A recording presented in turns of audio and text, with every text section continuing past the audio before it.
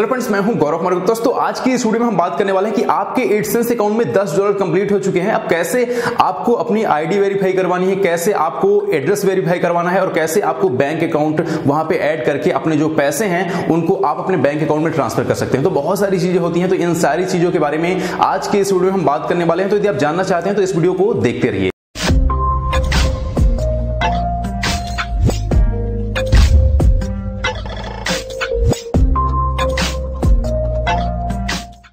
तो दोस्तों, जैसा कि बहुत सारे लोग ये पूछ रहे थे कि मेरे एडसेंस अकाउंट में $10 से ऊपर हो चुके हैं, अब मुझे आगे क्या करना चाहिए। तो सारी चीजें देखो मैं आपको स्टार्टिंग से समझाता हूं। जैसे मान लो आप YouTube में इस महीने जो भी अर्निंग करोगे, तो जितनी भी आप इस महीने अर्निंग करेंगे तो आपको ये जो अर्निंग है आपकी, तो इस महीने की सारी अर्निंग आपको अगले महीने के 11 तारीख को YouTube से एडसेंस में ट्रांसफर होती है। यानी मान लो यदि जनवरी चल रहा है तो जनवरी की सारी अर्निंग आपको फरवरी के 11 तारीख को एडसेंस में YouTube की तरफ से ट्रांसफर होता है।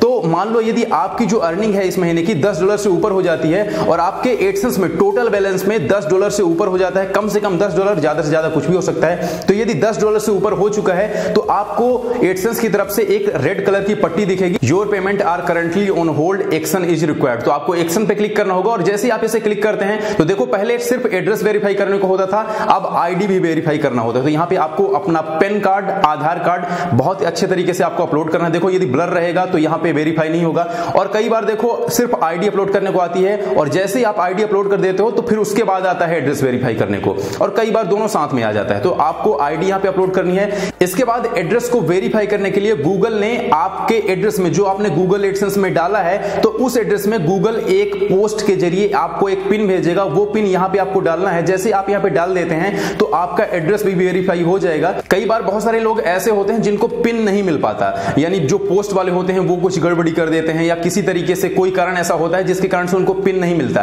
तो आपको क्या करना है, 3 चांस आपको मिलते हैं। तो फिर से यदि मान लो आपके पास पिन भेजा गया है और जो आपका पिन है वो 10 से 15 दिन के अंदर आपको मिल जाता है। यदि 15 दिन के अंदर आपको नहीं मिला है तो आप जाएंगे इसी पेज में, तो आपको नीचे एक बार फिर से मिलेगा, आपको ऑप्शन मिलेगा रिसेंट पिन, यानी आपका पिन भेज दिया गया था लेकिन वो पिन लौटा दिए गए पोस्ट ऑफिस की तरफ से और वो पिन फिर से आप रिसेंड करवा सकते हैं। तो आपको ये 2 बार और बाद में ऑप्शन मिलेगा, यानी 3 बार टोटल चांस मिलता है। इसके बाद आप यहां पे वेरीफाई कर लीजिए और जैसे ही वेरीफाई कर लेते हैं इसके बाद आपको देखो यहां पे पेमेंट मेथड ऐड करना है और जैसे ही पेमेंट मेथड ऐड कर लेते हैं इसके बाद जब भी आपके एडसेंस अकाउंट में $100 से ऊपर हो जाते हैं तो सारा पेमेंट आपको एडसेंस 21 तारीख को आपके बैंक अकाउंट में ट्रांसफर कर देगी। यानी अब आपको इसके बाद कुछ करने की आवश्यकता नहीं है। तो मान लो यदि आप जनवरी में $100 कंप्लीट कर लेते हो तो फरवरी के 21 तारीख को आपको पेमेंट मिल जाया करेगा। तो जनवरी का जो सारा पैसा है $100 से मान लो आपने ऊपर कंप्लीट कर लिया है तो इसका जो सारा पैसा है 11 तारीख को एडसेंस में ट्रांसफर होगा, 21 तारीख को एडसेंस से आपके बैंक अकाउंट में ट्रांसफर हो जाया करेगा। इसके बाद आपको कुछ भी करने की आवश्यकता नहीं है।